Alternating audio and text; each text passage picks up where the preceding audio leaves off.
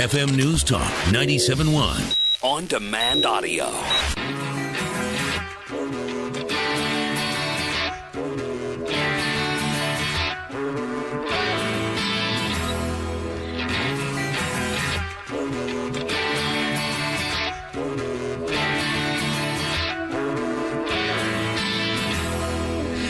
Sweet thing, could this be a dream or just the same nightmare that keeps me awake?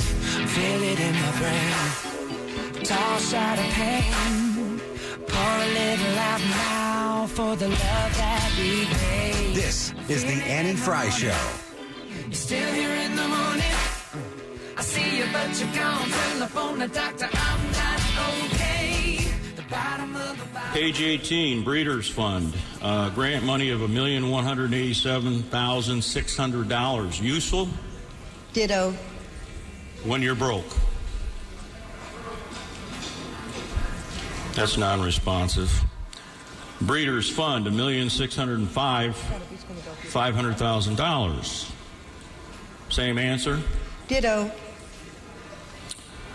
Another allocation here for the Department of Agriculture doesn't state what it's for. $1,798,600. What's that for? Ditto. Oh my goodness! Welcome back into. Ditto. Yeah. Oh my goodness. Okay. Welcome back into the Annie Fry Show. As I may have mentioned before, I'm a resident of Illinois, born and raised, and as I've grown up, I've watched it just descend into disarray, and it is so frustrating to watch the money be spent on things like breeding grounds or whatever for state fairs or whatever. We have people who are not getting paid to do their jobs. We have schools who are not sure if and when they're going to be open this coming school year because the financial status is in question. We don't have a budget. In Illinois, we do not have a budget right now. So that was Illinois State Rep Dwight Kay, and he was confronting the House on all this money that's being spent. They tried to pass, Mike Madigan tried to pass a budget. It was like $7 billion out of balance. Here we are in an enormous issue, an enormous problem financially in Illinois, and we're still trying to pass budgets that are out of balance. And the solution to these people is always to raise taxes. I am telling you right now that the taxes in Illinois are ridiculous. They're insane. And you're going to tell us that we're in further debt because you're trying to pass out of balance budgets? And how are we going to make that up? You're going to tax us more. Illinois is losing people. I believe it's a person every 7 minutes is fleeing the state of Illinois right now. Wow. Do you know what happens when people leave the state of Illinois? They stop paying their taxes to the state of Illinois. Just left in February. You left in February. Where were you from? I was from Grafton. You're from Grafton. Mm-hmm. And now you live on the west side. Mm-hmm. And I can't imagine the financial relief. I feel like it'd be a burden off of your shoulders. I mean, I'm a homeowner in Madison County, and the property tax situation is ridiculous. It's absolutely ridiculous. And the only way that the Democrats are going to be able to manage the situation is by raising taxes. And here we are trying to put forth another budget. It's out of balance. Raise the taxes. And that's why Governor Rauner over there is not playing ball with these people. He's saying, no, this is how we've gotten into the absolute disaster that we're already in. Don't send me a budget that's out of balance. And Representative Kay was saying the same thing. You've got this in your budget. You got that in your budget. And all that the Democratic leadership can say is that it was in the budget previously, that was in a previous budget submitted by Governor Rauner. However, I'm pretty sure that the budget that Governor Rauner submitted had some reforms in it that would keep us from continuing on this disastrous path. We are joined by Representative Dwight Kay right now. And I'm so excited to talk to him. He is my state representative, and it is so incredibly refreshing to hear you stand up on that floor and say what we are all screaming from our Little Illinois homes, please, please, please don't pass another out-of-bounds budget. Thank you so much for joining us, Representative. It's my pleasure. So after, at least as far as the state of Illinois goes, that whole interchange got put up on YouTube. It got put out there on the Facebook and the Twitter and stuff. It kind of became a big deal. Well, I guess it became bigger than I thought it might. That was pretty much a standard debate, with the exception that Barbara Flynn Curry was not willing to provide answers to some pretty basic questions in a budget, or for a budget that she allegedly prepared for consideration. And I think the general public caught on to that pretty quick. Of course, the word ditto became synonymous with the floor debate. But I think that the disturbing thing to the general public was the fact that what they saw was disdain, disrespect, and disregard for taxpayers. Absolutely. In the state of Illinois. Yep, I totally got that vibe. She wasn't even engaged in what you were saying, and what you were saying is what the people are saying, and that's the most offensive part of the whole conversation, is that you are saying, I'm sure, what you're hearing your constituents telling you quite regularly. Do you hear from the people you represent about the budget issue?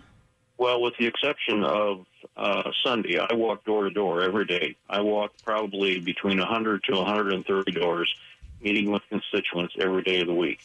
And you bet I hear it. I hear it regularly. And people are outraged, not only at Barbara Flynn Curry and a budget that was $7 billion out of balance when she was speaking, or not speaking so much in rhetorically answering questions, or I guess waving them off is irrelevant. Mm-hmm.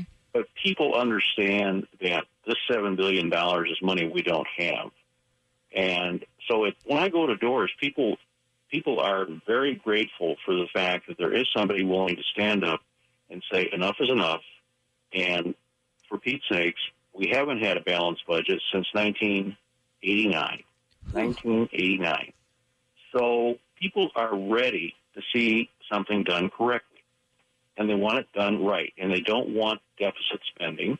And they believe, at least in my district, and of course everyone wouldn't agree with me, but most agree, that we can run this state on a lot less than the Democrats are telling us we need to spend. And so clearly it's a big, big issue, and people are looking for fiscal discipline. Absolutely. Discipline is a word that we haven't associated with the governing of Illinois for some time. And to me, state politics kind of seem, second rate maybe to the grandstanding of a national election, specifically in an election year. And I don't think it needs to be reversed. People need to pay more attention to the local politics than the national politics, because the repercussion of not investing some time into learning these issues or what representatives stand for is going to affect your pocketbook a lot faster than a presidential election is going to. Well, you're absolutely correct. Governor Rauner seems to be taking the brunt of the media coverage that I see, and they're trying to pin it on him. And what I tell people is, when a largely obese person walks into the gym, you don't blame the trainer for the weight gain. Mm-hmm. Well, putting things into perspective, there's another man who I think is making things very difficult for the General Assembly, at least the House, and that's Michael J. Madigan, who's the Speaker of the House. Mm-hmm. He's been there in Springfield for 42 years, way too long, and he's been Speaker for 32, maybe 34 of those years, way too long. And forgive me for being so candid, but I must tell you that he doesn't care about people, he cares about politics. And that means winning elections, and that's the last thing you should be doing in Springfield. Mm-hmm. So no wonder we have ourselves in the mess that we're in today, both fiscally and procedurally, because if all you do is work 2 years, or at least a year and a half, to put people back in office again, you can just imagine the people within these districts are left behind. Is that nut starting to crack? Because it seems to me on several of the votes that I've watched, there have been some Democrats in the Assembly who have sort of defected from Madigan, and they kind of say, you know what, I don't care. I'm going to do what's best for my constituents. And they haven't been in lockstep with Madigan as much as it seems like they used to. Do you think that in this 2016 election that we're going to see even more of that? I do. I think people understand that in Illinois, Governor Rauner has been in office for 17, 18 months, compared to Michael Madigan, who's been Speaker for 32 years, and it just doesn't make any sense. So the governor, who's trying to put things in perspective fiscally and procedurally to make this state what it could be, and that's a great state, as opposed to what it is, and that's a state in deficit spending and upside down, is certainly not the problem. It's Mike Madigan who is the problem, and yeah, maybe the governor hasn't done everything that people like, but his motive is pure in the sense that he is attempting to right the ship, and I give him credit for that because he's fighting probably the most powerful Democrat outside of Washington, D.C., and that's Mike Madigan. I agree. And I, as an Illinois resident myself, I got the robocalls and the survey calls. And in my house, we take the surveys. I know that doesn't always happen, but I'm like, my husband will answer the phone and be like, it's a survey. I'm like, oh, give it to me. I want to take it. But I feel like what Rauner has run on is just to get Illinois in a place where we can function as a state. And you just said in your last statement that Illinois is a great state. And people don't say that. People don't look at Illinois and say it's a great state, especially, you know, there are lots of people who commute to this radio station to work here at 97.1. So we have a good Missouri-Illinois thing going on here. And Missouri people look at us and go, why are you staying there? Because it's there's such a burden. But it could be a great state. We just need to run it correctly.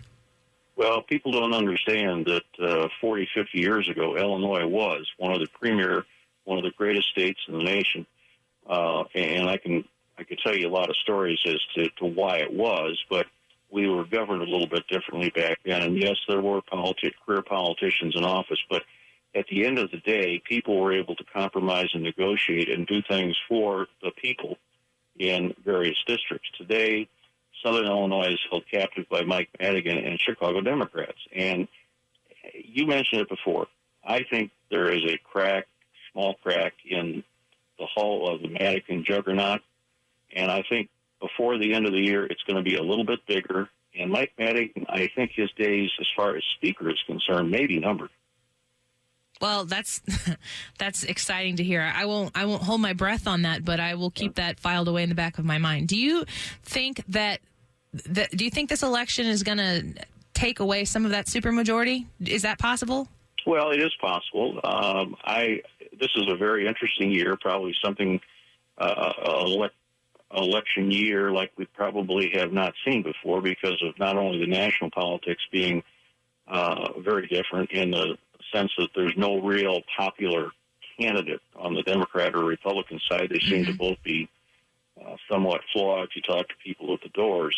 But also, when you look at Illinois, it's my view is it could be quite different because people now realize that the Chicago political machine has run the state, and they have no interest in downstate. They have no interest in my district, which is the 112th, none whatsoever. But they sure would like to take money from the 112th district and bail Chicago out when it comes to their pension deficit, because they've had 10 years of pension holidays, and therefore they have a crisis with respect to how pensions are going to be paid. So they want us to help them out. Well, again, enough is enough. We all count. We all count. I completely agree. We are not irrelevant in Madison County. We're not irrelevant in the 112th district. Likewise, Chicago is not irrelevant. But they need to manage, and they need to understand that a dollar is a dollar, and they need to spend it wisely, just like we do in the 112th district. Thank you. And lastly, before I let you go, if I'm sitting at home and I'm listening to this interview and I feel compelled to do something, what's the most effective thing that a constituent of yours or just a citizen of Illinois, what is the most effective thing that they can do to help further the fight against the Madigan machine? Well, I think people need to be real up front. I've had people from my district who have taken my advice, and I said, look, if you're unhappy with the governor, call the governor. But don't call the governor alone. Call Mike Madigan, because Mike Madigan is the biggest problem this state has facing it today. And I've had people visit him in Springfield and can't get in his office. So I would say this. I would challenge people to continue to go to Springfield, continue to write letters to his district office or to his office in Springfield and put the pressure on. Phone calls, emails, I doubt they're read. But I think my understanding is that he does read letters that are sent that are personally written, handwritten out.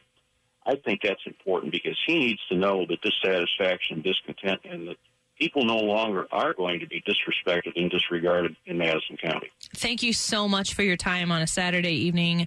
Illinois State Representative Dwight Kay of the 112th District, correct? That's correct. Right across the river. Your people are our people, and we really appreciate you spending some time with us. Anytime. Thank you. Good night. That was Representative Dwight Kay. He's my representative, and I'll tell you what, it's good to hear a fight in his voice. Stay tuned, FM News Talk 97.1. I've got some good news coming up. Listen up. Stay tuned, 97.1. This is the Annie Fry Show.